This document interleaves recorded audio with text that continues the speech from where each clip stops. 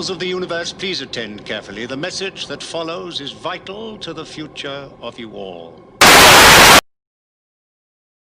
Now, is that ever not the case? Is it ever not the case that the message you're about to receive from yours truly is, in my opinion, and listen, I am a rather opinionated guy. I guess I'll admit, in my opinion, is vital to the future of all. And yes, I often do believe it to be vital to the future of us all. Good afternoon, everybody. Good evening, good morning, depending where you are in the world. Excuse me while I chug my coffee. And no, that wasn't code. Hello, darling. Would you like to chug my coffee? She cried. Yes, I do that a lot, by the way. Whenever my wife or anybody says anything like, innocuous or incongruous, not even incongruous, just like shall I put a log on the fire? I'm like, are we talking code? that works surprisingly in many circumstances. It's really amazing how much that works. Secondly, and I learned this from Taxi. This was Christopher Lloyd. Christopher Lloyd came up with this. That if anybody says something to you at a party, just laugh, like knowingly, and walk away. And it kind of works. It kind of works in every way, case, and form. Yes, I've seen Lloyd text, and boy, do you not have to.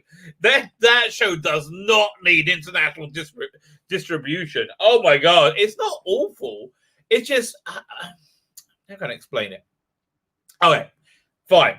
This is a great analogy, right? It used to be where people ask, what if there was magic, if there was dungeons, was there actual real necromancy? Was there real magic anytime? I mean, it's certainly imbued within our culture, right? Magic is something real. Magic is something that good, and something that seems to have been real. So the Torah, the Jewish answer, as far as I know,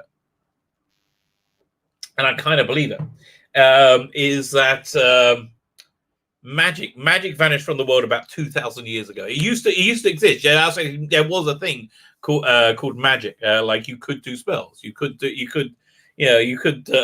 subvert nature with divine means, with these necromantic means, right? They actually happen. You could do it, right?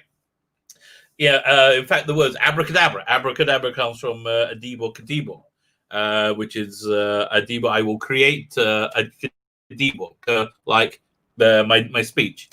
Speech creates reality. So Alan Moore has a lot of very interesting stuff about this. If you can find it on, if you look it on YouTube, I'm sure you'll find it. But speech really creates reality, and so magic was a thing. Magic was it was a thing, right?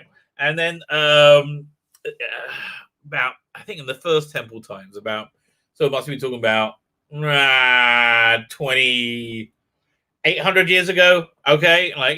800 BC ish. And I'm pulling this out my ass, okay? I don't bloody know. BC, something like that. Okay. Somebody look at it. If you care, look it up. See, whenever people put sources into their work for me, so this goes. I'm like, why? Yeah, what? I don't think you're lying. Just I didn't think that. Okay, fine. So magic was a thing. Magic existed, and then about 300 years into the first temple. So I think that's about 800 BC. I could be completely wrong.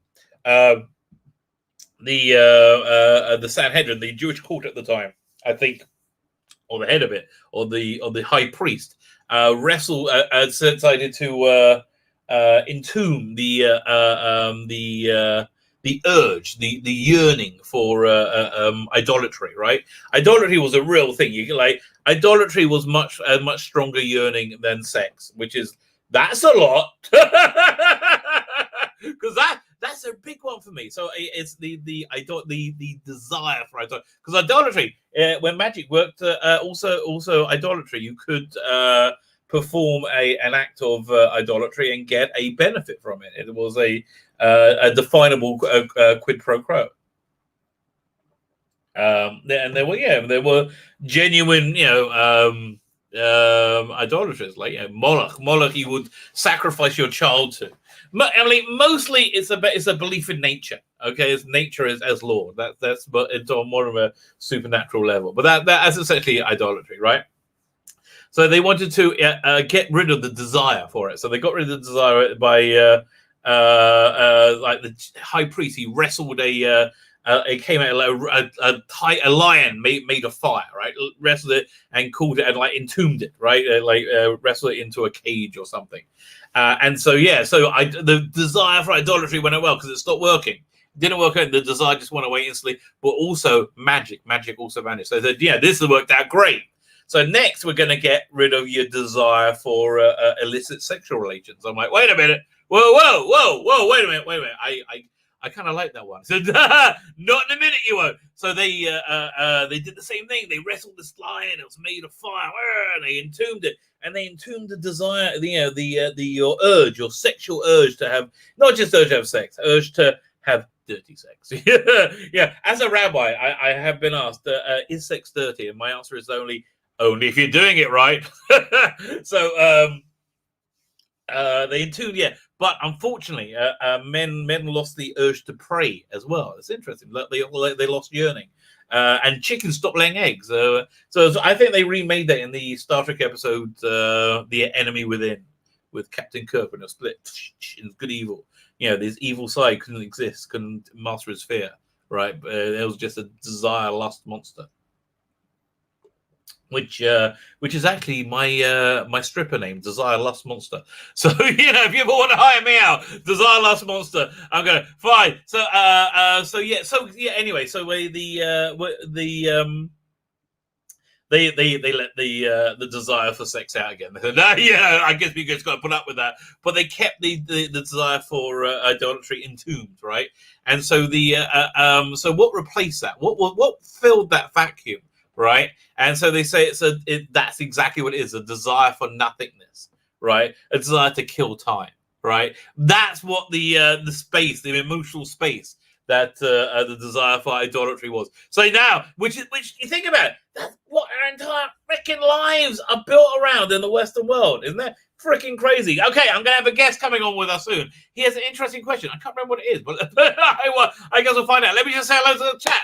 Time Mechanic, how are you? If we go adrift in space, I'm glad we have a time mechanic. A temporal mechanic is always a good thing to have. You would hate to be assailed by an evil version of you with a goatee.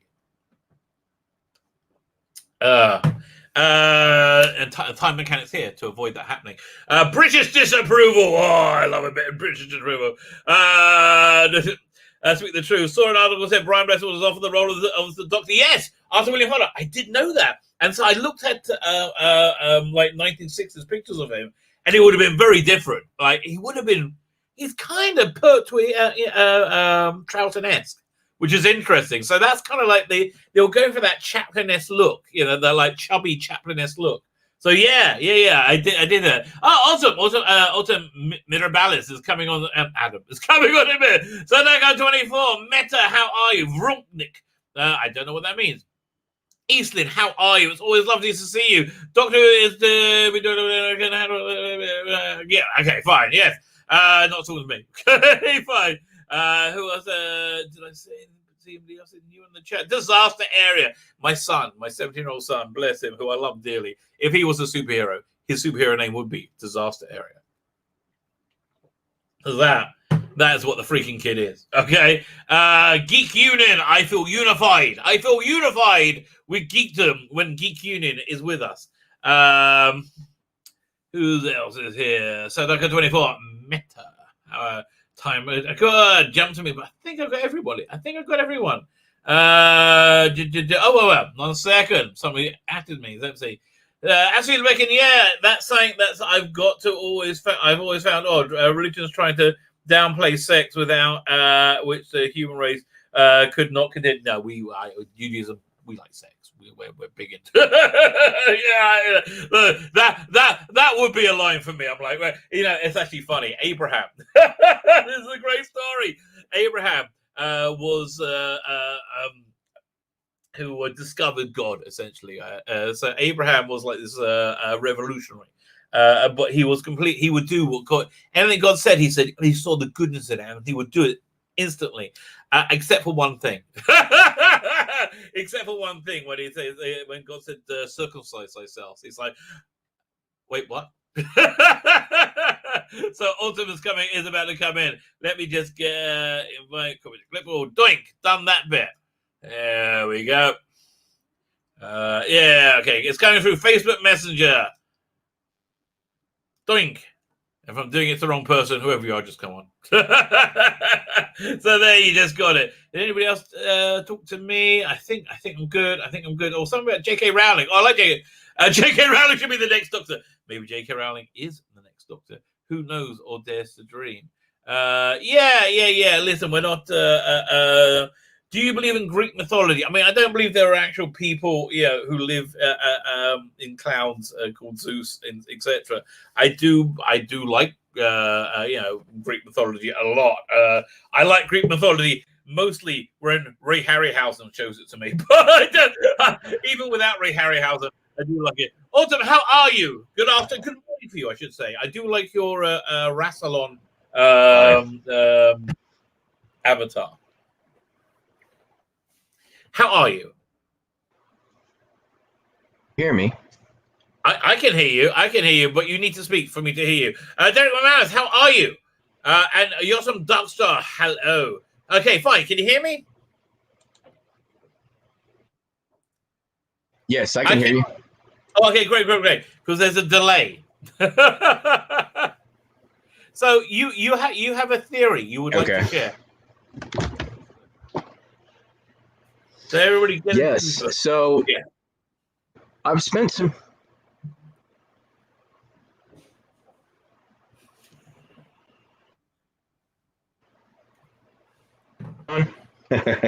Okay. All right. I've spent some time in various forums and chats. I've talked to friends of mine, and there's a commonality that I'm starting to see is people really the next Doctor to be Michael Sheen, and that's fantastic. I think the back shorts that have gone on between Tennant and Sheen have become something of a fire strike in a forest of dead wood. I mean, it's going like crazy. They're just in love with Michael Sheen.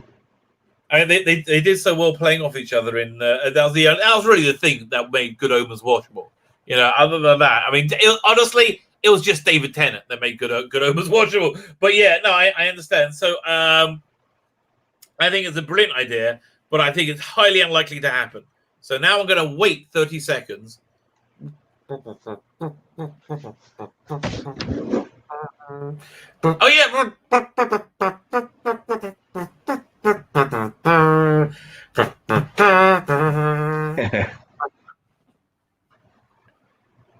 Yes, what do you think? Yeah. I didn't catch that last part. Okay, dude. This ain't gonna work, kid. This is not gonna work. No. Do you want to? Okay, wait. Do you want to go and come back and try again? Because this connection seems a bit slow. I'm gonna wait 30 seconds. Yeah. Let's disconnect and then try to reconnect.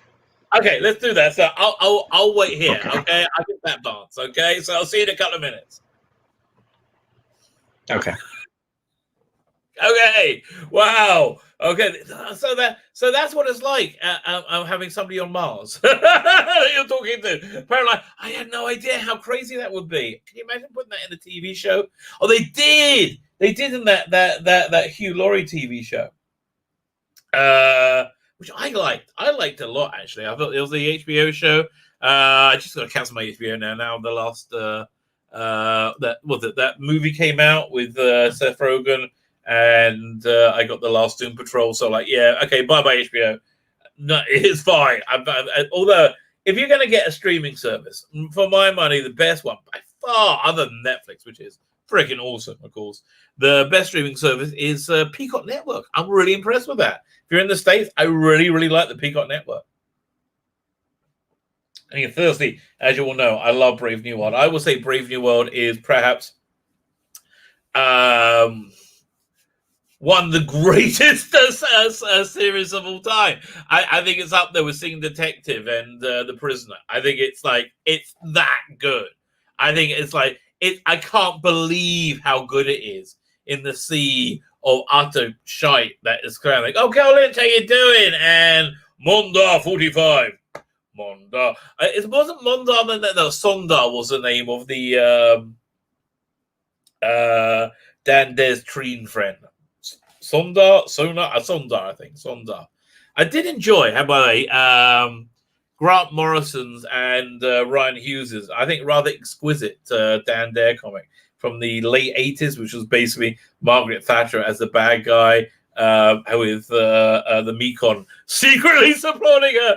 But the art was just good. It was Sean Phillips, not Sean Phillips, it was Ryan Hughes. It was Ryan Hughes, I think. He was a fantastic graphic designer. He's just an absolute gorgeous. But this had this beautiful art deco. If you can find here, I'm going to pull it up, see if I can find it. It's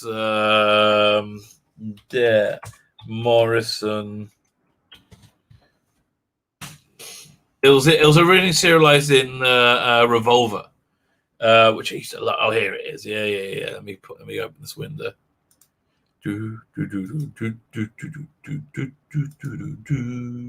I like my whole music. I think we should have that more often. It's pretty darn good. Let me see. Do we have it? Yeah, there you go. Look at this. I mean, again, it's this is a great Brian Hughes, is it? Yeah, absolutely gorgeous. Yeah, look at the bad Mekon. Isn't that cool? That is just cool. There's gonna be more. That's a good cover. Yeah, since Citizens Day, that wasn't nearly as good. It's a panel. Yeah, you can see his was that Gaddafi there? I remember him being in that. Did they put it in? Yeah, here's one of the covers. And it's just a good book. Oh, I love this. Is my favorite version. If you find this version, I used to have it. I must have it somewhere. I don't know. But this is the version you have. This is gorgeous. This is just a thing of freaking beauty. So yeah, and I love that. But it's like such a weird, dark, subversive plot. I really, recommend it highly. Okay. Okay. So it is Friday. Friday means it's Sabbath. Sabbath is coming. I've got a limited amount of time. Okay, limited amount. Probably go an hour and a bit. I don't know. Dan Dare 2008. No, not this. The one after that. It's the that was the Dave Gibbons into the Italian guy, Gianni Blondi, blah. Yeah, they're gorgeous. Freaking love it. Love that Dan Dare. That's Ryan Hughes one's my favorite because I just freaking gorgeous. Love it. Absolutely, I do. I absolutely love it. And it's and he doesn't do much comic work, but when he does, it's really worth looking at. I should look at the which planet are you from? I would tell you, but we don't want to get inundated with Earthmen, right? Colin, did I say hello to you yet? I'm sure I did. Okay, no one's talking to me now. Fine. Okay. Time out. What? Oh, yeah, I have no idea what's going on.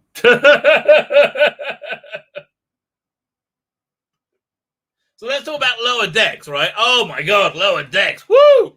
That is not good. I mean, like, none of us expect it to be good. Let me pull up some images. Oh man, that was not good. It's Star Trek Lower Decks.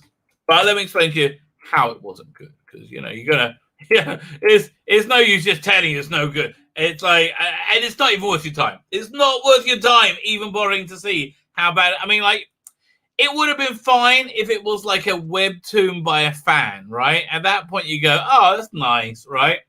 Here, let me pull this up, Google search. Yeah, at that point, it would have been like fine.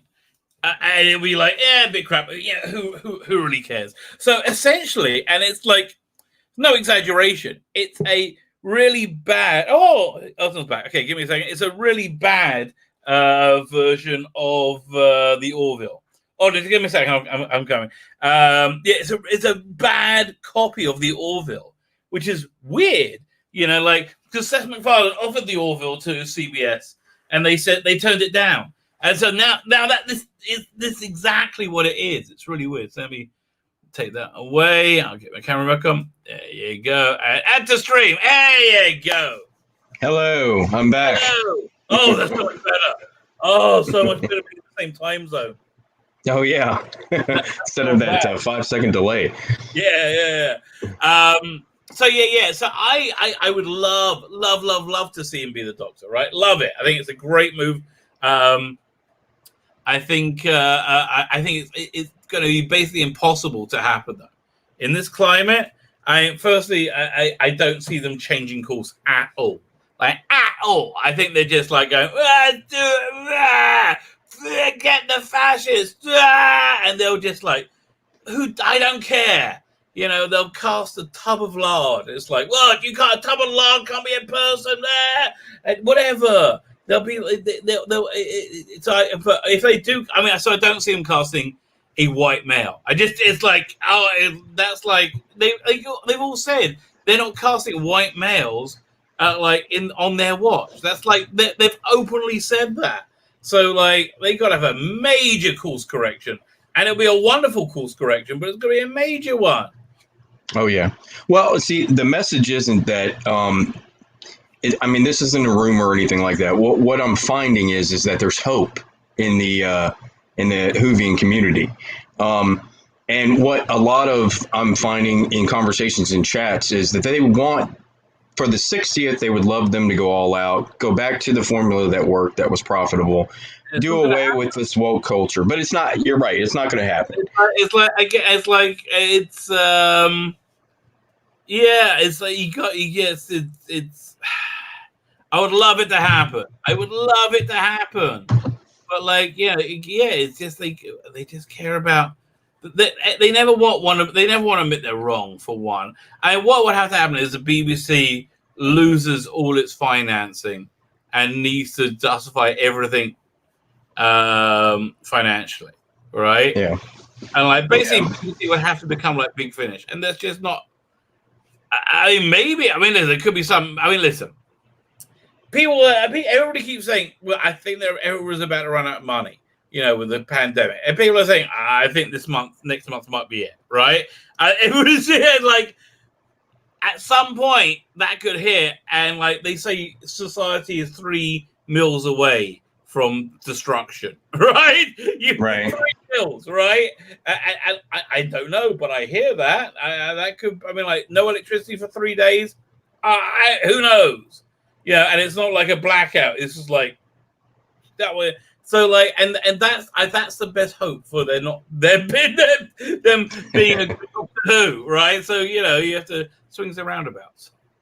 Well, it's the pent-up demand that I'm speaking to, that I'm seeing in the fandom. There's a pent-up demand for good Doctor Who, good written Doctor Who, good acted Doctor Who. And the banter between Tennant and Sheen is just phenomenal. You watch them. They're hilarious. Yeah, they're really good with each other. It'll be fantastic. But like again, it's just like it's one of those things I don't think they can do. Well, there's cracks in the woke culture that's starting to already show.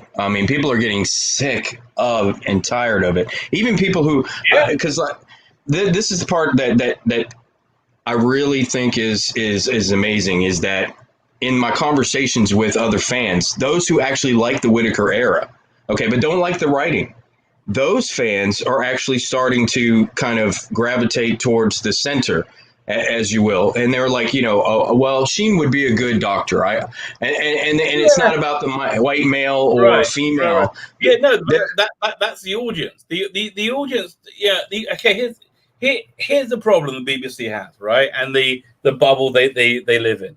They abide racism and bigotry, and they want to fight it where they can fight it. However, there's no racism and bigotry, so they just pretend it's everywhere, and then they make crap to fight them. I don't know. Like what? I don't know what. Like the fight the patriarchy. So I'm gonna make it so this is. I really okay.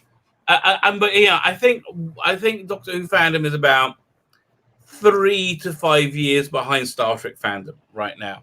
Star Trek fandom, there was a real demand for Star Trek. It's dying down. Have you noticed that? Oh yeah. Star Trek is dying down. Like real Star Trek, they're like because they don't even let them make the fan ones anymore. Schmucks, right? So there's no the demand is just fading away, and it's sad. You know, it's like it's going to become like there are franchises that went away. Tarzan, you know, it's going to come like Buck Rogers, or like things have just gone away. Can you imagine that?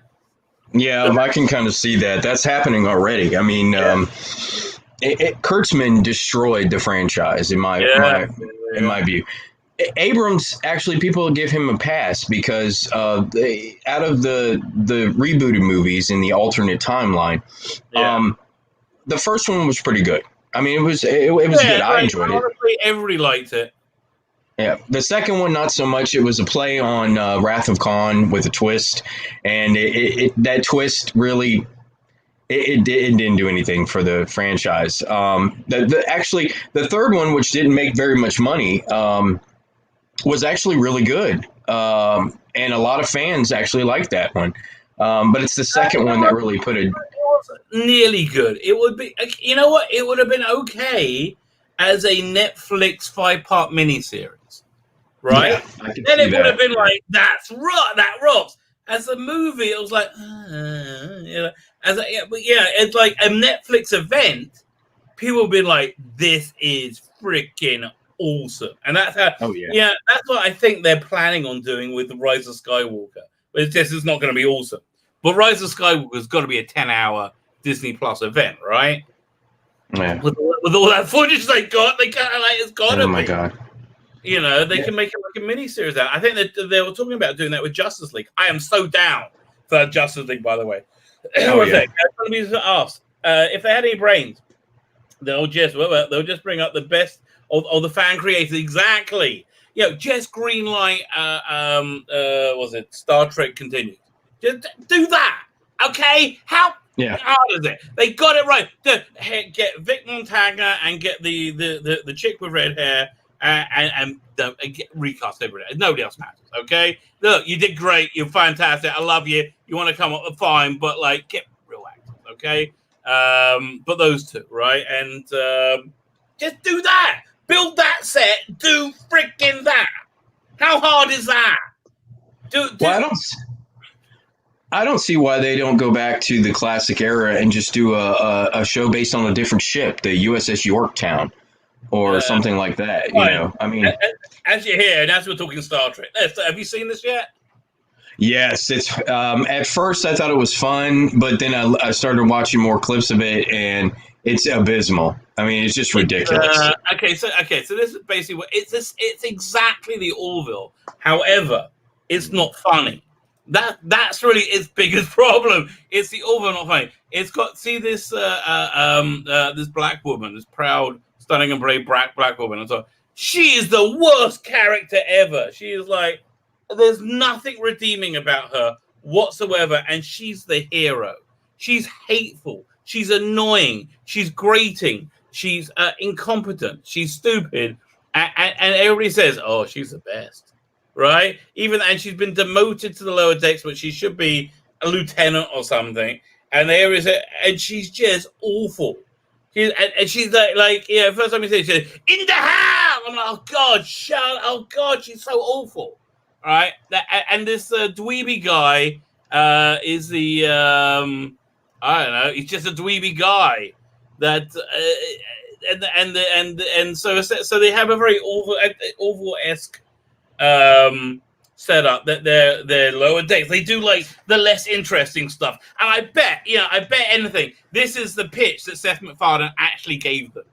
Seth MacFarlane, I'm so surprised he hasn't tweeted out, "Wow, CBS love my pitch so much. They 100% accurately recreated it because they do things like they do second contact, right? When they work out the treaties, and again, it's a little bit less exciting, and it's a very like everyday workday stuff. It's the Orville humor. That's it. It's the Orville humor. They do it over and with that like like bombastic black woman it laid on top, and just awful. It's ridiculous. And they do a lot of like name checky Netflix Star Trekky stuff, right? And like okay, wow.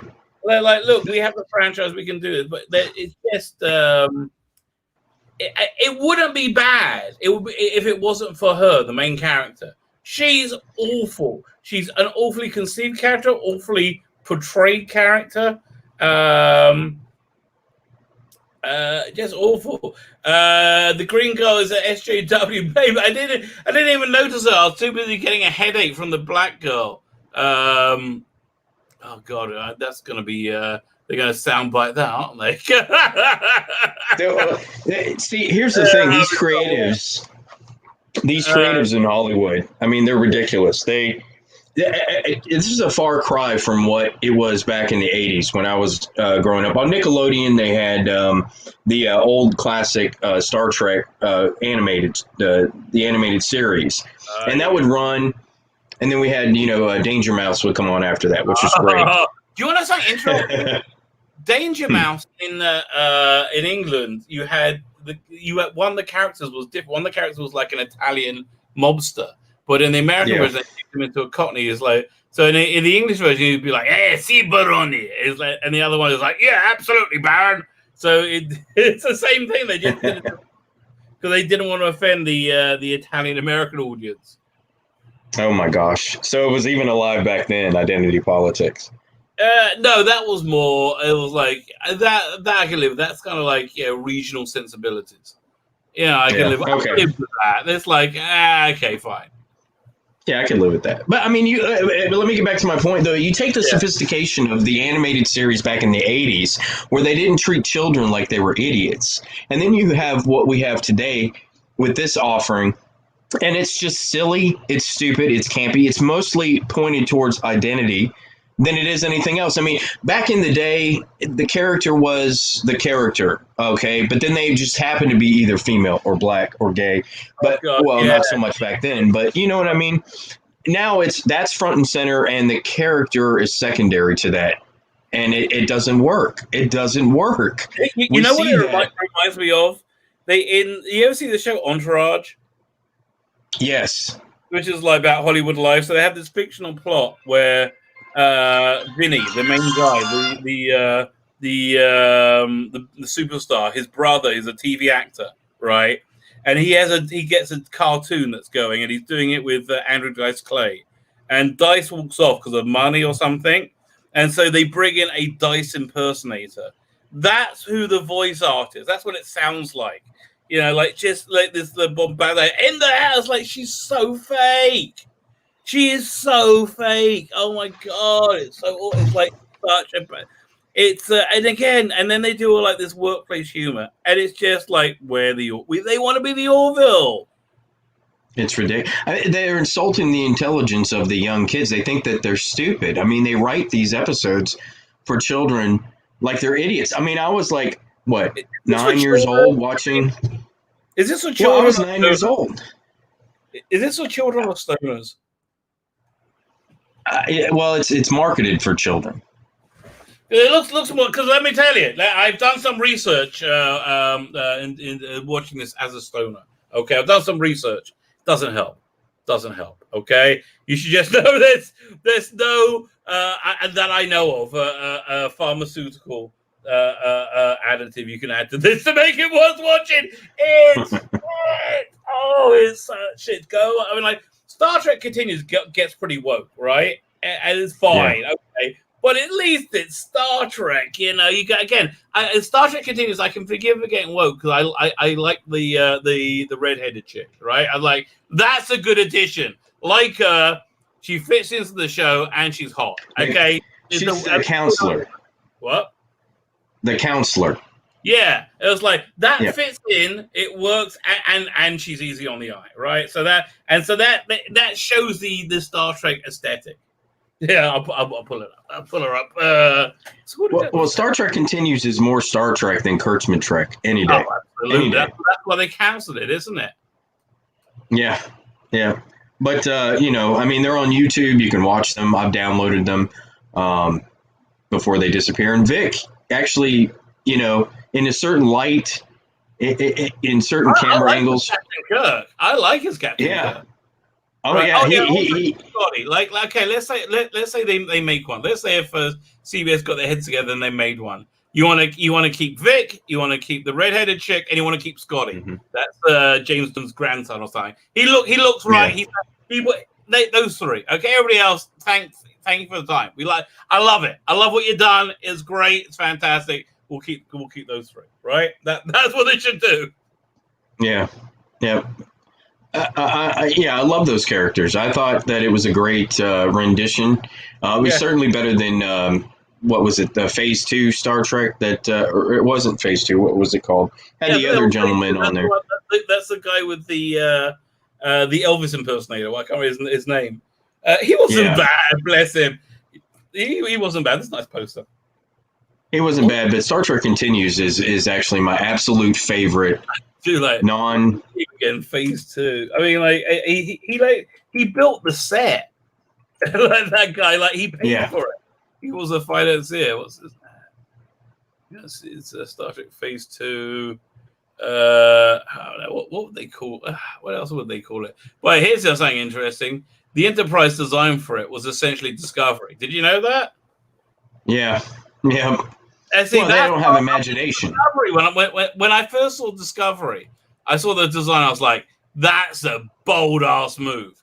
Love it." When I first I liked Discovery the first 10 episodes. I did up until they jumped. I think what happened is they ran out of Brian Fuller's notes.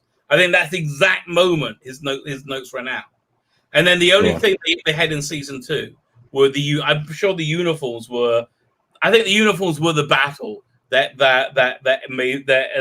forced Brian Fuller out. I imagine, right? Brian Fuller had those like uniforms for the Enterprise from season 2, which looked super Star Trek-y and very Brian Fuller-y, right?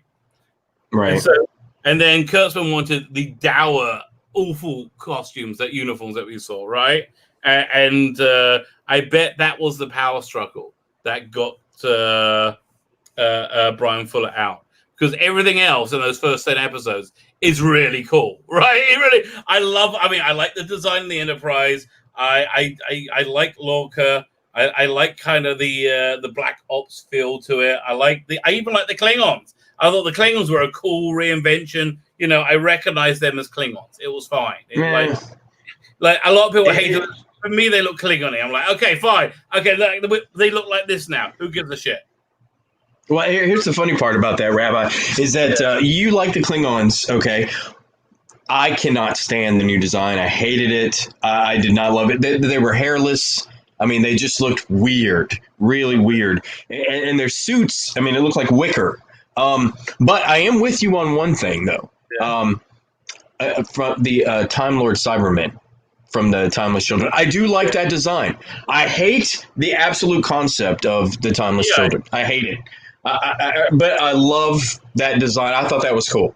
So I'm with you there. But on the Klingons, no. I mean, the fandom, there was a big contraction.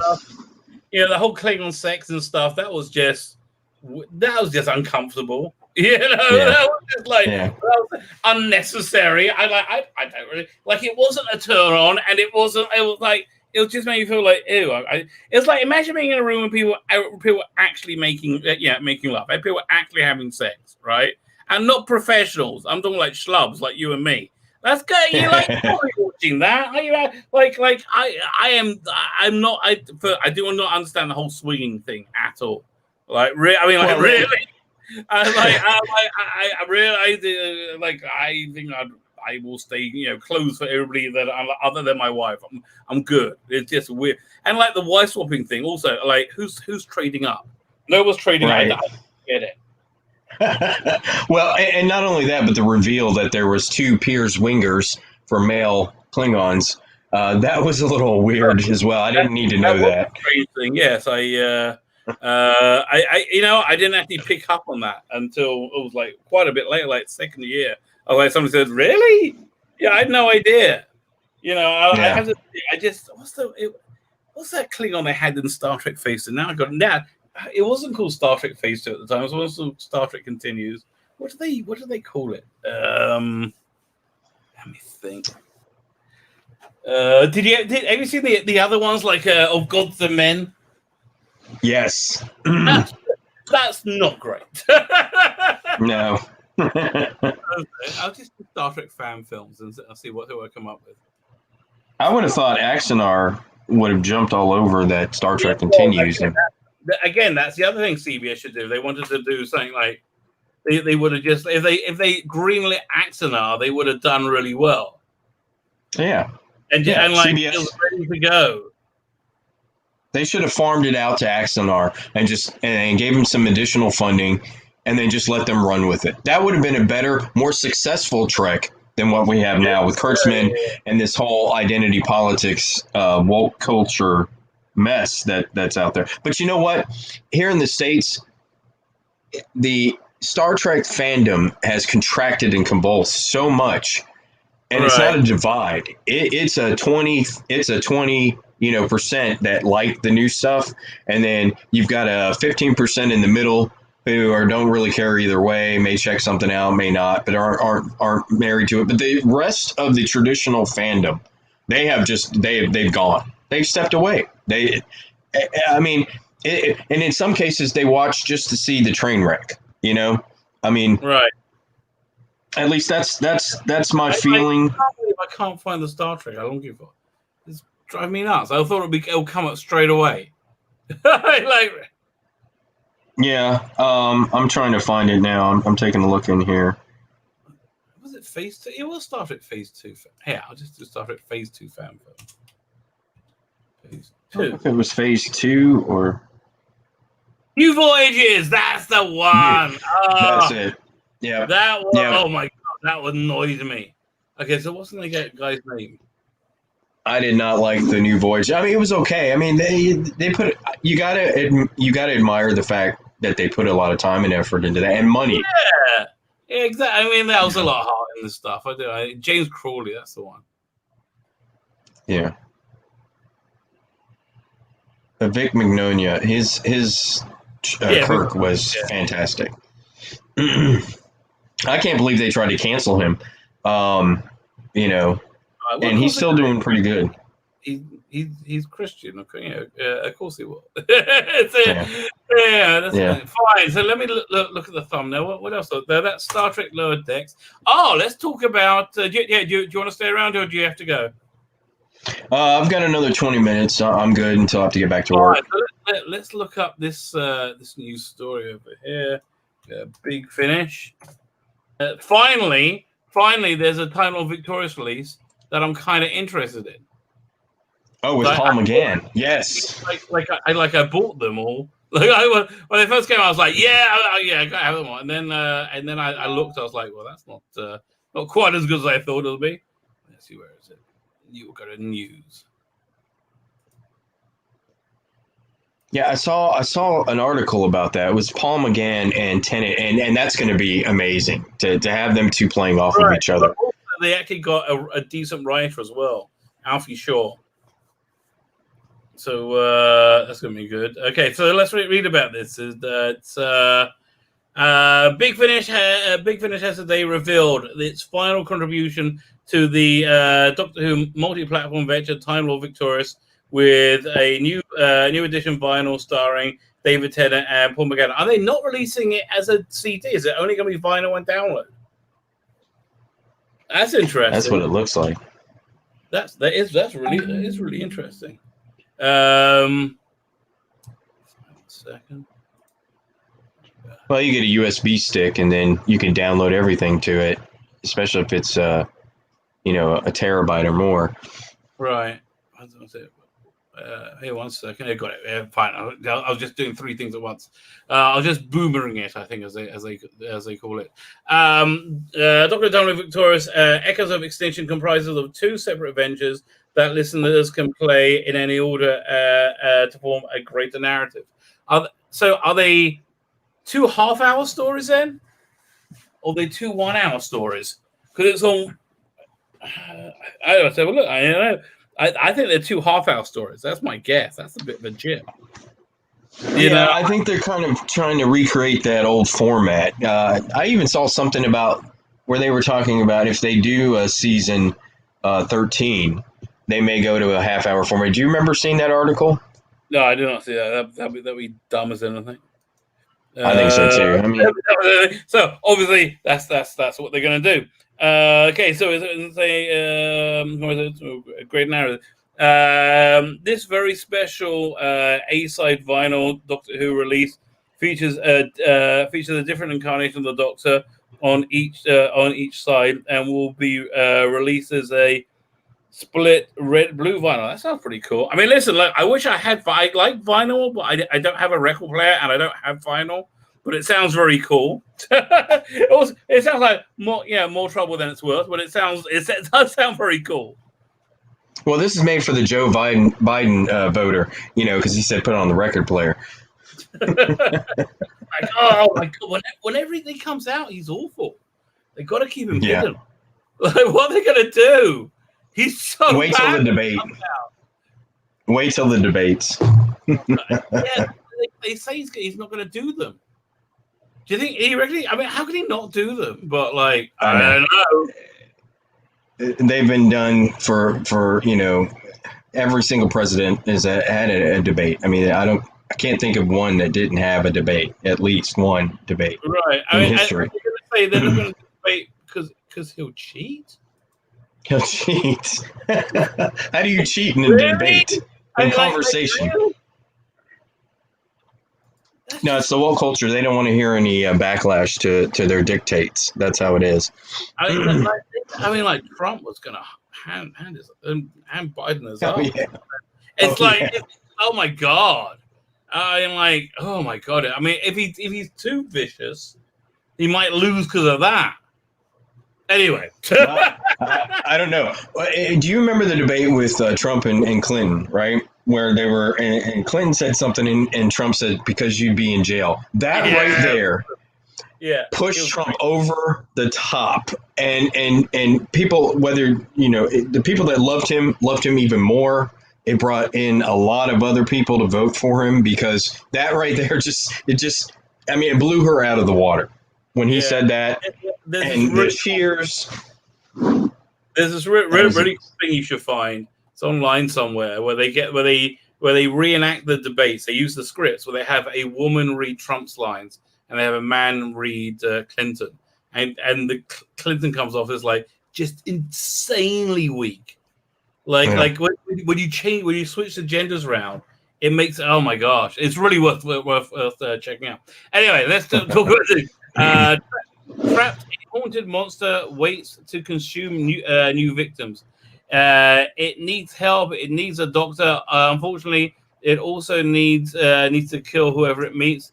Thrust into immediate danger, and on the back foot, it will take all the doctor's ingenuity to triumph. 2 intellect adventures, 1 doctor, 1 foe. I still think there's this should have been. Honestly, okay, Timelord Victorious. They should have had one release, one release starring David Tennant as the main story, right?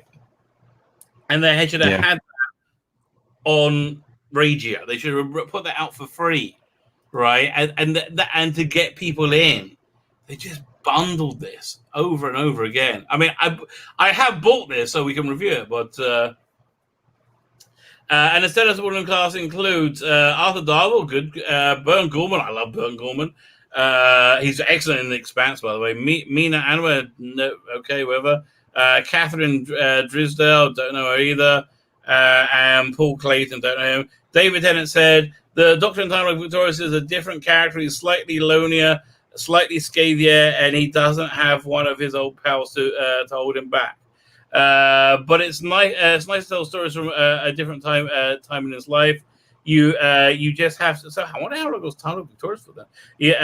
You just have to try and make sure you're in the right. You have to try and make sure you're in the right mindset.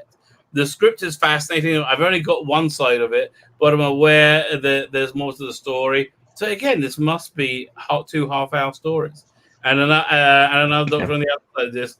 I look forward to getting my LP and listening. Was it? We'll look at the page in a minute. Paul McGann said, "I've read the script twice through. I'm still none the wiser." Okay, Paul. I'm all after the second time. I was the first.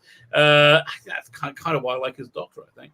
Oh man. Okay, this is what they need to do if they're ever going to bring Doctor Who back, right? If they ever want to revive Doctor Who from the mess it's in, right? It's never going to happen. It's never going to happen. Right. This is what they will need to do. Take a year and have a season where you would have different miniseries. You would have a 9th Doctor. You'd have an 8th Doctor miniseries. Like you have 4 episodes with him, right? And then you have a 9th Doctor special. You'll get Eccleston back somehow, and they'll do a special with him. That'd be awesome to get him back if they ever could, right? And then do a David Tennant a David Tennant 2-parter and a Matt Smith 2-parter, and then do a Capaldi 3-parter, and have all of them end at the same point. Have them all of them like they're going to join up there, and then that final point be like the Christmas special when they all come together and the Doctor's rebooted, and they just then you'll get Doctor Who back, and just ignore this ever happened. Well, let's take a step back, because here's one. You brought up a good point, Rabbi. Is that remember the what was it? Twice Upon a Time? Was that the finale with? Okay, in there, when Capaldi's doctor is talking to, oh gosh, I forgot the actor's name, but he was playing the first Doctor, and he said Bradley. Yeah. Bradley. So he's walking around and he says, "Oh, this is the first time, the first regeneration." Well, the Timeless Child blows that entire story out of the water. It's not really Doctor Who. It never happened. Okay, they just excise it. It's never. I'm doing a new cut of that of when of Twice Upon a Time. Then when he regenerates, he starts regenerating, and then it's going to cut to an exterior shot of the TARDIS flying off into space. And then she's gone. She's got this done. Never have to think of her again. And then if they ever bring back Doctor Who in a watchable way, I'll edit it somehow that she's gone. She's out. She's gone. It's never happened. And this era is never going to be referenced again. Fine. Let's get back to this thing. Timelord victorious. What am I say? But it's nice also doing sometimes. Okay, he said that he doesn't understand. It really appeals to me, even though he doesn't understand at all. That the idea is in 2 parts on 2 sides of vinyl. I think it's fun for people listening. Part of the excitement is a different incarnations of me or nearly meet. That's interesting. Writer and producer Alfie Shaw, who's done the Companion Chronicles and Short Trips, I think. Director. Scott Hancock has pulled together an amazing who's who of Doctor Who cast. He's very good at that, actually. Scott Hancock's he only produces good stuff. I liked his what's it called again? Oscar Wilde, Dorian Gray, right? I like his it's actually it's worth a listen. We've got alumni for the audience of Torchwood and Sarah Jane. And it's been an honor to create and commission the first commission for Vinyl Story. The first commission for Vinyl Story, utterly thrilling for both the 8th and 10th Doctor. The vinyl will launch in selected UK Asdas on November 27. A digital download will be released on December 4th. So there, okay, ordered it already. It's in the car. It's done. See, bought it already. How long is this thing? Well, apparently the storylines you can listen to either or. It's 60 minutes, but both things is 60 minutes. That freaking okay. So an hour each, and it says that you can listen to either or, and it doesn't matter which order you listen to them in. because they're happening at the same time. The artwork for the vinyl's gorgeous. Let me see if I can find it. Because it's they do a good job. They do a really good job of photoshopping existing stills and images together for these. Looks really great. I'm going to just search this thing, see if they can find images of the vinyl. Because the vinyl's so cool. Here we go. So that's just cool. Oh, yeah. That is cool. You know, and you have two different. I guess that's on one side. The other thing's on the other side. That looks gorgeous. Yeah, let me see if it goes to the site. See if it's. That's one thing I can say about Big Finish. They do really good artwork for their CDs and their covers. Yeah, that's. I know where I find it. Was it? It's over. There we go. Yeah, let me go back.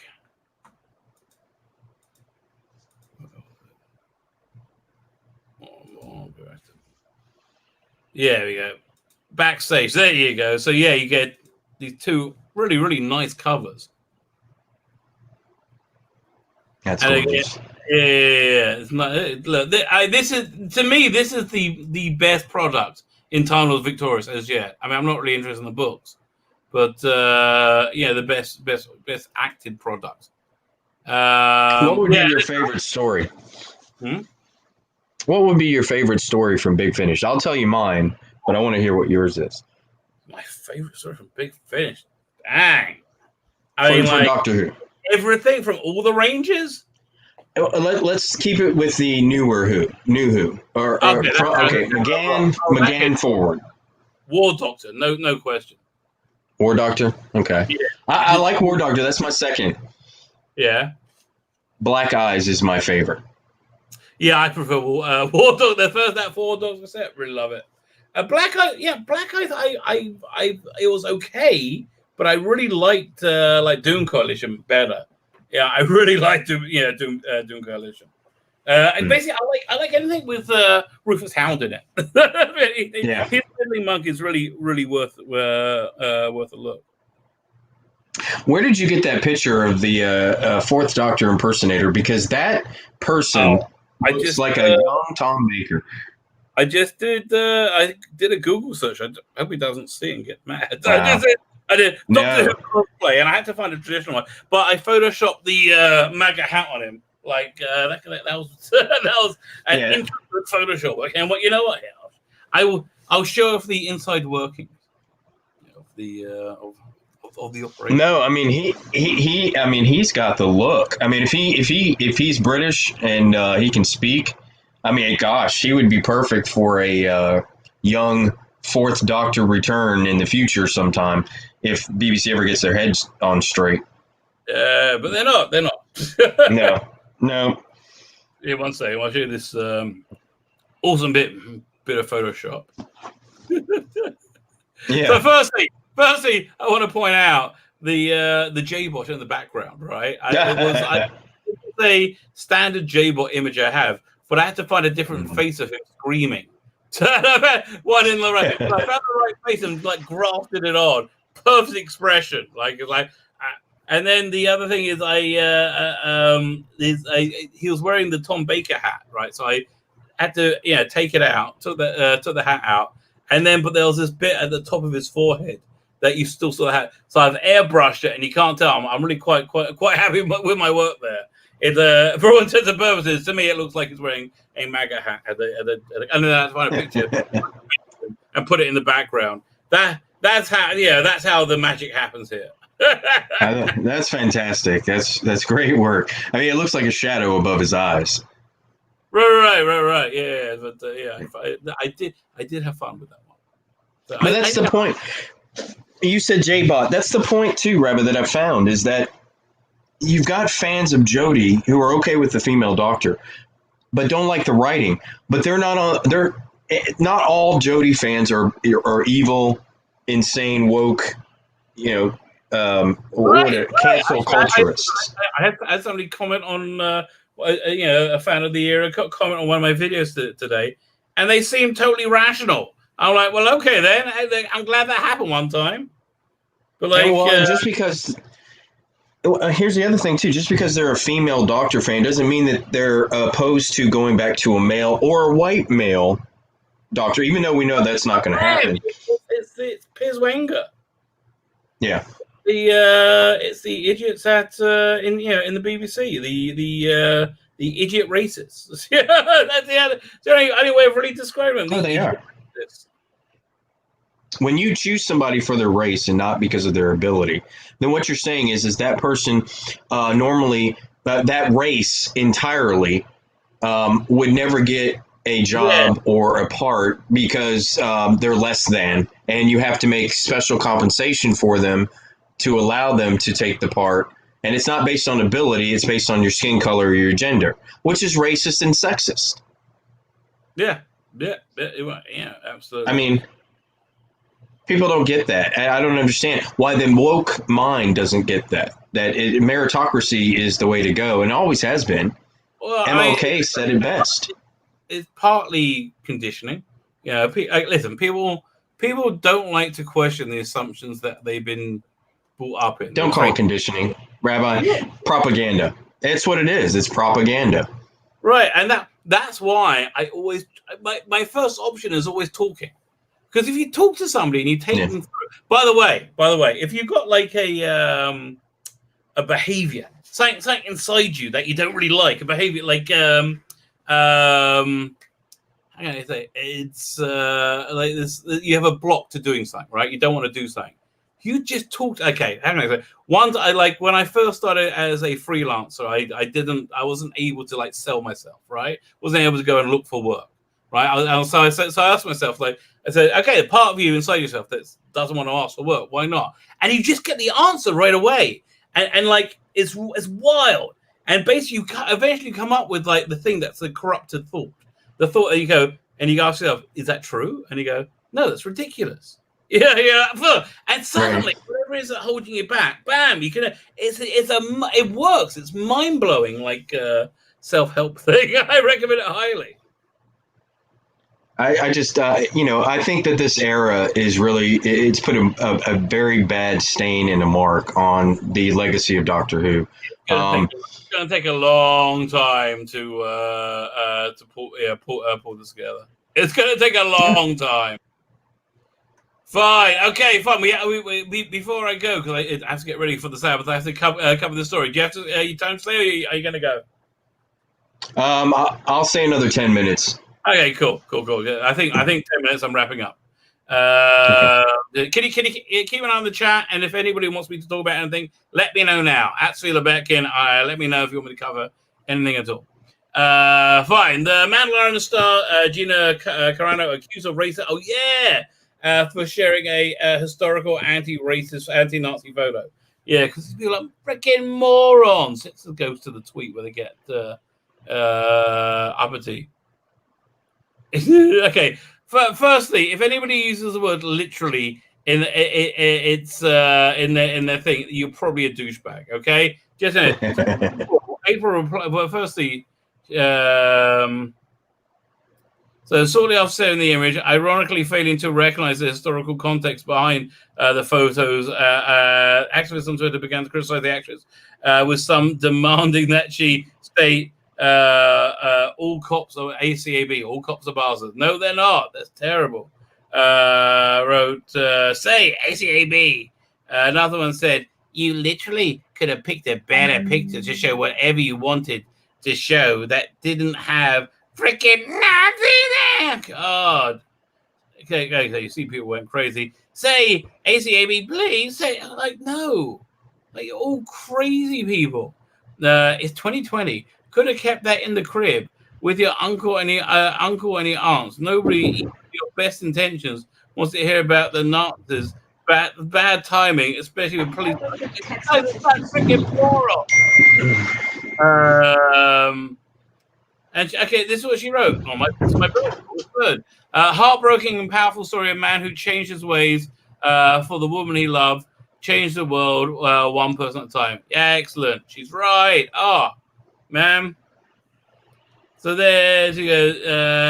So then she just started swatting them all down. Dear trolls, psst, But make sure you keep checking in for all those other fake 12 accounts, cowards. They are. These making up of fake accounts. Yeah. They are just, I mean, like, normal people don't think of doing that. Like, that doesn't happen in normal people's heads. So Rick says, glad you stopped following me. It's like the trash took out itself. Fine. So then they're freaking out.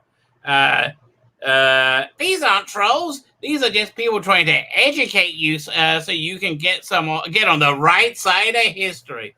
Really? I mean, like, honestly, if you're saying these things like this, like if you say the words right side of history, you've got to know you're a douchebag, haven't you? How do you not? I mean, like, how does that come out your mouth? And you go, oh, I'm a douchebag. Okay, everybody listening, everybody in earshot, if you say you got to get on the right side of the history, you are a douchebag, right? Okay, this is what you got to do. You have to go to the doctor instantly, and you got to say, doctor, I need you to pull the corn cob that is lodged up inside my rectum. I got a corn cob up my butt. And you're like, really? How do you do?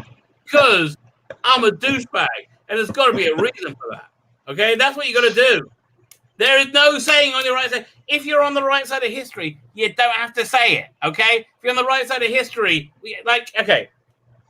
All the other never had to say I'm Batman, right? Because Adam West was Batman, right? That statement, Rabbi, that statement is from the 1930s. That's what they used in Germany in the 1930s, being on the right side of history. That was part of the propaganda that they're using phrases of the people that they say they hate, but they're using the tactics of the National Socialists from the 1930s Germany. That right there, that statement on the right side of history, that was also used in communist Russia when Stalin took over. I mean, oh my gosh, do they not realize what they're doing? Yeah, these people are insane. They should watch. Or do they know? They know what they're doing. No, they're just morons. They're just really dumb. That's what it is. It's not like evil that is driving them. It's stupidity is driving them, and I think it's kind of good. Okay, so Gina replies, in my experience, screaming at somebody that they are a racist when they're indeed not a racist, and any post and or research you do will show you those exact facts, then I'm sorry, these people are not educators. They are cowards and bullies. You are indeed correct, Gina. I am loving you more by the second. No one is bullying you. You shaded the BLM movement. You block people commenting on your post. You're not racist. Then prove us. If you're not racist, then prove us wrong. God, take a test of loyalty. Throw her to the hoarder. The test her loyalty. Test her purity. Mm-hmm. Prove us if we're wrong. Because that looks pretty racist to me. Oh, if you're not a witch, you won't drown. Oh my God! So, and if you don't drown, then you're a witch. So all that crap just came at the conclusion. You're a racist. I mean, like these people need to be locked up and just sent on an. We need to send them on some kind of like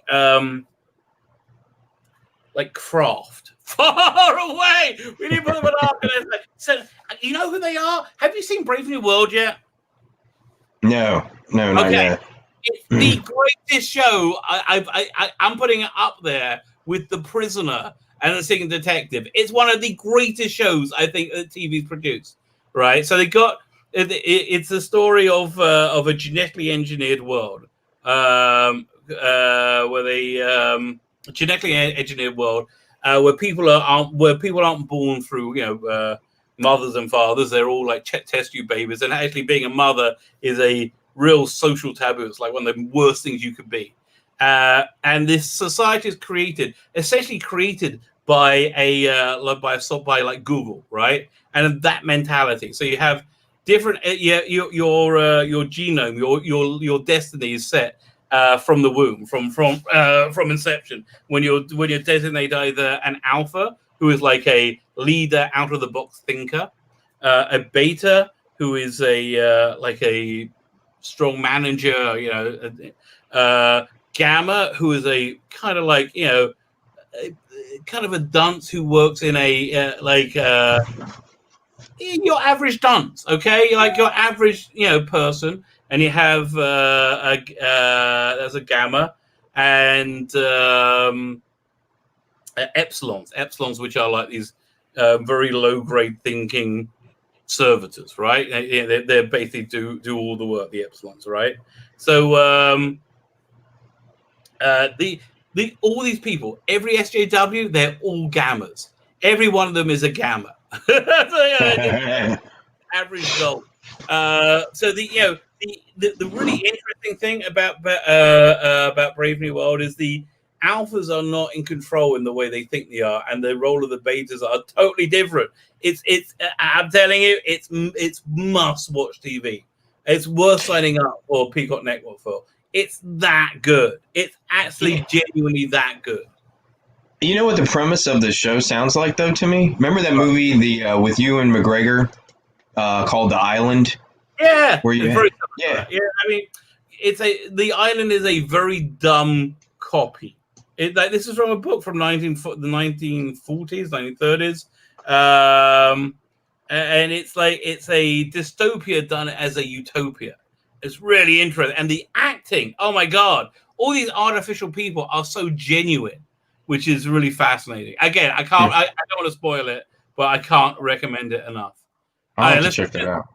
Let me talk. If you want, I'll send you a link to it. I got it on my server, I think. It's really good, man. There we go. Where was this? Oh, it's over here. Bye. So, imagine being a grown woman in public eye who's butthurt over a bunch of minimum wage making college kids calling you out. You're blatantly racist and unprogressive behavior. God, these people are such losers. Wow. Oh, God. How long does this go? Say on and on and on. Are these blue checks? Are these people blue checks that are saying this? Of course they are. Look. Really? Wow. That's why I'm on Parler. I'm not on Twitter anymore. I don't like Twitter. I like Parler. I have to start using it now. I got to use it much more. I am now more motivated than ever, says Gina, to spend the time I have on Earth attracting my team from all different parts of the world. My energy goes out to people who are not afraid of on truth, love, equality, and freedom. Do not be afraid. I tell you, the tide's turning. You are right. The tide is definitely turning. That's why they're getting worse. That's why they're freaking out. I wanted to read before I go. I wanted to read what I sent you because I think it's important to put this out there. This is a lot of the conversation in the chat that's been going on in the Whovian community about Doctor Who, and we know it's not going to happen, but it's been a focus of the Whovian community for a while. So it almost feels like, and even people who like Jodie, they're saying, they want to return back to when it was good. It is the bottom line. Do you mind if I read this? Go ahead. No, go ahead. Okay.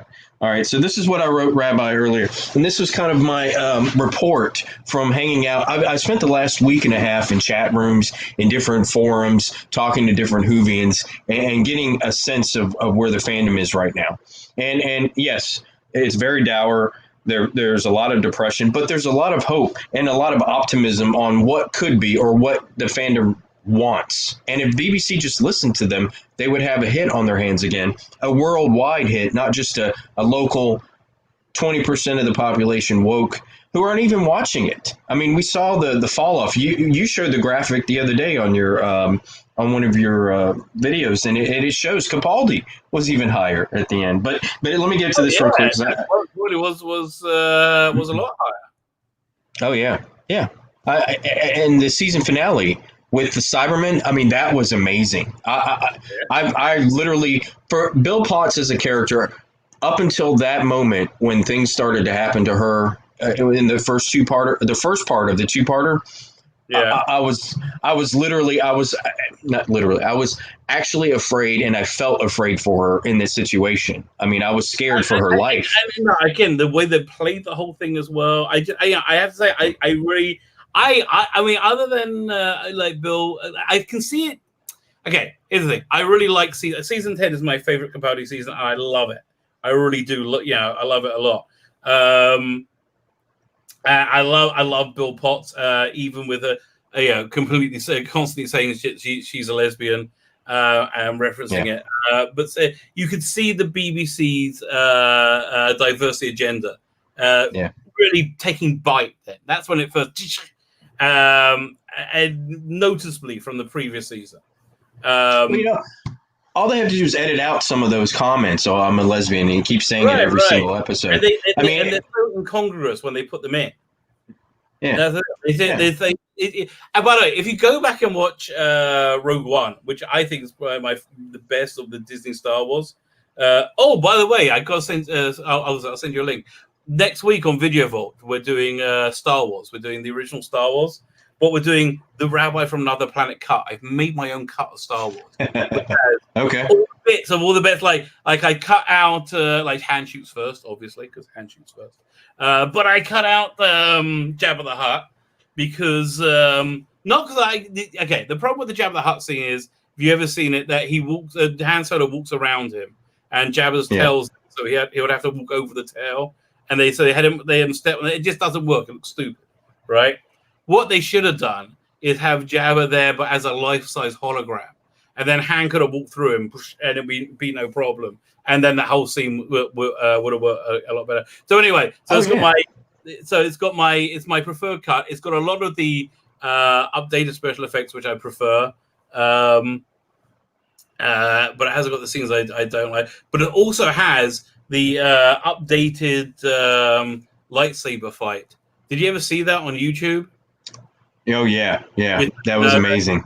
Because that always bothered me that the lightsaber duels just didn't match up with the prequel trilogy. It just didn't. They was like standing there, and I wish somebody would do a special edition of the lightsaber duel in the Luke Skywalker rescuing Han Solo with his lightsaber.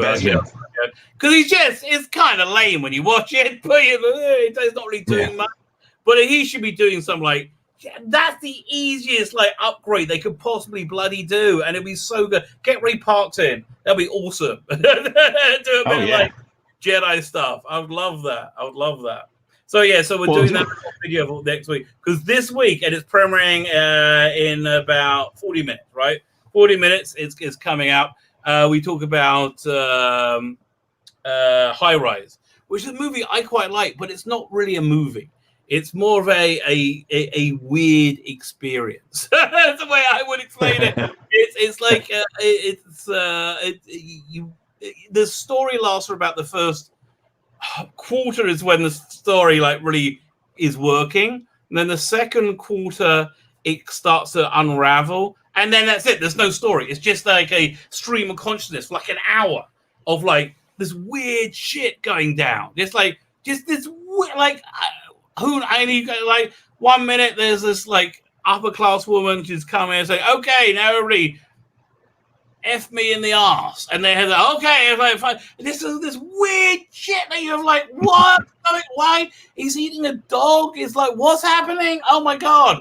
And it's which I quite enjoyed, but the panel was not on board at all. They were all what the hell is going on? Fine. Okay, let me go through the chat to see if anything. Johnny Levine, thank you for joining us. How do I do this? I go over here. Okay, so I got to get ready to press the button so it doesn't so we don't echo. It might echo. I might be too slow. There you go. Echoed a little bit. Fine. I'm going to start going through the chat over here when it opens up. There you go. And so John Levine, hello. Rebecca Gold. Oh, wow. There's so many people here. And so hello to Dark Winter, David Waters. Who else? Hello to. Fine. Didn't see anybody. It doesn't look like anybody talking to me in the chat, which is good because I do have to go to get ready for Sabbath. I had, by the way, a great story that I got to tell you. Okay, there's nothing in the chat. I have a great story that of the weirdest crap was going down in my life. I have to tell it at some point. Oh, okay. And it's. But I'm not sure I can right now because it's all like there's a lot of weird stuff that's coming to the frame, which is why I did this. Is the only time I live stream this week. I normally live stream Tuesdays and Thursdays. So I couldn't live stream on Thursday because we were recording Video Vault because I had to push it off on Wednesday. Wednesday I had this. Do I have the pictures I can show you? No, fine. But Adam, if you've got to go, I'm going to be babbling inanely for like the next 10 minutes or so. But that's okay. But whatever, it's fine. Yeah, I got to get these pictures and send them to myself. Okay, I'm going to go ahead and read this real quick, man, before I leave. Totally, Phil. Go ahead and do that. Because this is kind of a measure of where the fandom is, and it's not specific to the details here, but it's more of the feeling within the fandom that I've got from it. But so with the BAFTA, you've got these shorts with Michael Sheen and David Tennant playing banter off of themselves, and that was so beloved by so many people that are fans of Doctor Who, but also of what was it? Good Omens. That this has kind of been a topic that's just been going around. So Michael Sheen and David Tennant, it's been brewing in the Whovian fandom for quite a bit that if Michael Sheen was cast as the Doctor, what would it look like if Michael Sheen was cast as the Doctor? And then for the 60th anniversary, it was to feature, what would it look like if Tennant, Sheen, and Smith were the three Doctors in the 60th anniversary? I mean, that everybody keeps asking about that. I mean, just imagine. Oh, that'd be so cool. I mean, if RTD, Moffat, or Gaddis were to come together just for the 60th and write a story that featured Sheen and Tennant and Smith, I mean, that would be phenomenal. I mean, that would reboot. You know what I would really like, though? I would like there to be a brand new voice that understands Doctor Who and loves Doctor Who and takes it in a new creative direction, which I think is which is why I was excited for the Chibnall era, because I was like, oh, it's a new voice. Yeah. I was genuinely excited, a new direction. I really tried my hardest to like it. What are you saying? So I would like there to be a new voice. Philip Morris has been floating this guy as Annie Horowitz. I would really like to get my chapter. He's written all these like Alex Rider books, and Philip Hinchcliffe really likes him as a success. Thinks he'll be great. I would really like to see a new creative voice take the Doctor on this journey, and then visit these other Doctors. If he could visit the the Curator, for example, like if he could visit the other Doctors, whatever Doctor he could visit. It will be wonderful. Maybe he's regenerated, he doesn't know who he is, and he has to go on like this journey back through his time stream, and he finds his old. They bring Dave Bradley back. Wouldn't it be great to have what's his name? John Pertwee's son, Sean. Is it Sean Pertwee? Oh gosh, yes. Love Sean Pertwee. The third Doctor, be perfect. Fraser Hines could do a perfect Patrick Troughton, and he kind of looks like him. Yeah. Fraser Hines, Patrick Troughton. Tom Baker, you ain't replacing him. Here's the funny, Tom Baker's hard to. He would be the most difficult Doctor to have somebody impersonate or even try to, what you portray. He would end up somehow. He wakes up. He's in that season 14. No, season 15 control room, right? Season 15 control room, white walls. And he's like, but they recreate it, and K9's there, and he has a conversation with K9, and he hears the Doctor calling, he's like, K9, and you have Tom Baker voice that, and that would be perfect, right? And then fine, and then he could do something with like an alternate reality, Peter Davison, and Colin Baker that got older somehow. Okay, fine. That seems like fun to me.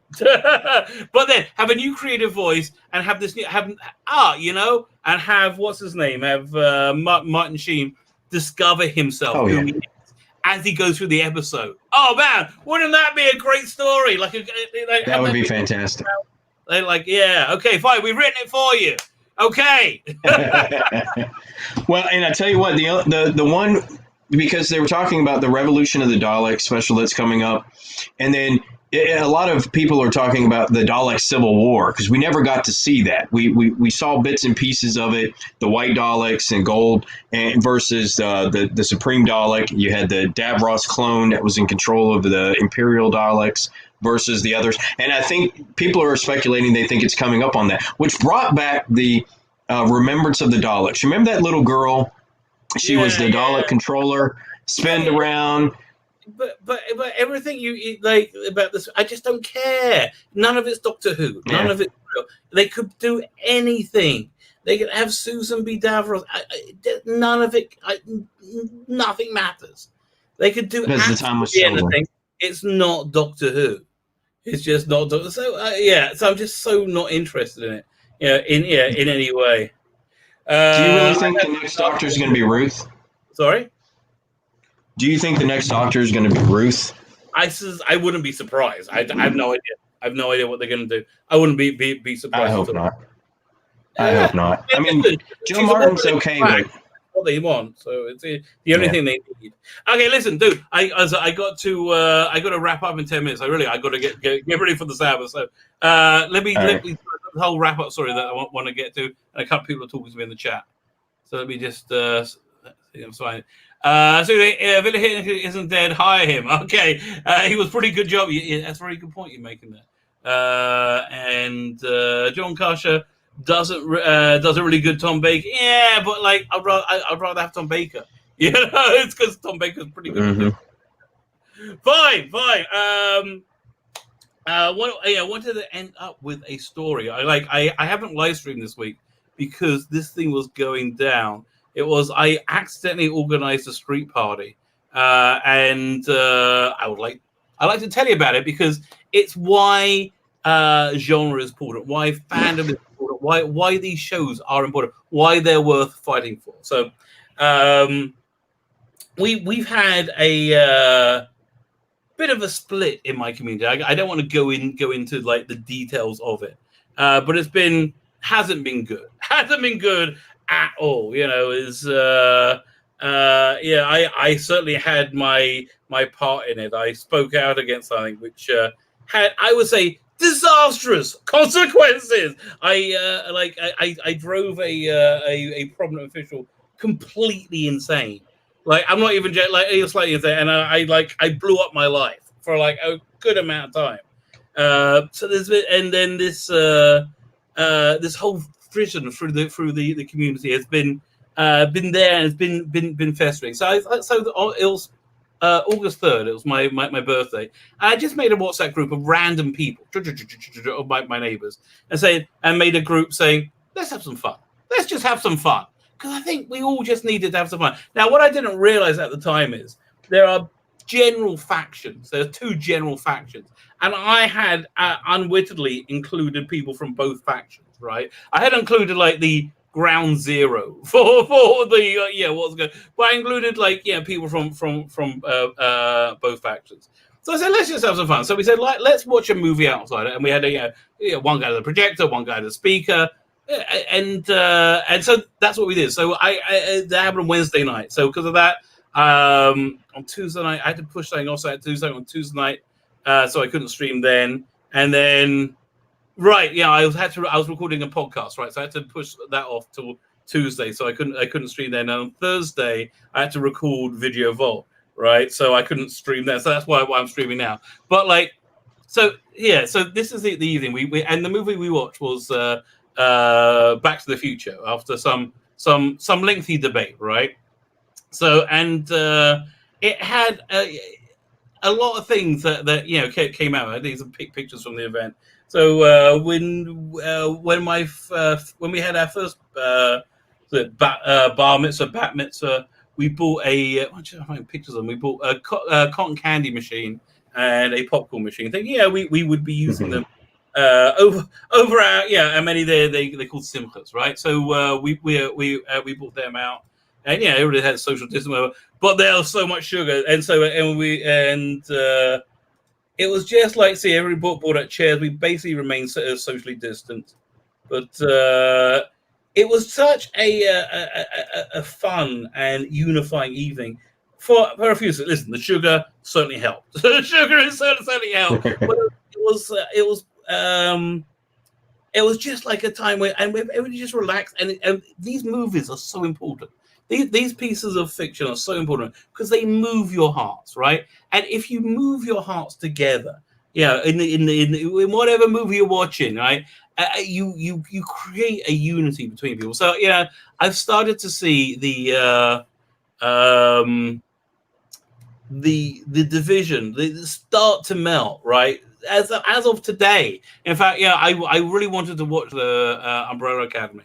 But if this thing is involved like a good 3 hours of my life today, like, which I'm very happy to spend, because it means I was talking to people who are very good friends that I really haven't sat and talked with for a long time, right? A long time. But I'm saying, like, doing these things together is these shared, which is essentially what fandom is. Fandom is like we've all watched the same thing together. And they've all moved their heart, right? And so, I would like to hope what you're saying is, it's true that fandom will, win over. I don't know, but if right now it feels like it's impossible to me. But I can't listen. I believe in like messianic stuff. I believe that like self. Can happen. I'll give you a quick example. I really do have to go off this. A quick example is you have to have a group of 10 people to have what's called a minyan, a prayer quorum. You need that to be able for it to really count, right? And you're only allowed 10 people in the building in the synagogue, so it's a bit tricky. So we have it in one room and open the doors to the outside, so we have 10 people. 10 people can be outside and inside, and so but. It's always like you're not sure if you're going to get that amount of people. So it got to a point, that supposed to start 7:15. If you don't get 10, it got to a point where like 7:20, 7:25 that we had 6. So I'm like, so I said, look, it's not going to happen, right? Not going to happen. And then within 2 minutes, another 5 people came in, right? And I was like, there we go, we're good to go. So I love your vision of the future where we get back to Doctor Who, and it seems impossible that we'll get there. I just think if there's a redemption that's to happen, redemption normally happens very, very quickly. So on that, I'm going to close and say I'm going to give you a blessing for the coming Sabbath, that we should all experience a redemption. We should experience a redemption in our fandom, a redemption in Doctor Who, a redemption in Star Trek. That we just get good stuff back, and we can all start having our hearts move together. So I'm going to say on that, I'm going to say the traditional Israeli Shabbat Shalom. Shabbat Shalom can mean hello and goodbye. We like to have a multi-use. We said, well, words cost like 1 shekel each. We figured we'll get 3 meanings out of it. We'll do well. That is the Jewish mentality. So there you go. So I'm going to wish Shabbat Shalom, Jim. I'm getting the end broadcast button now.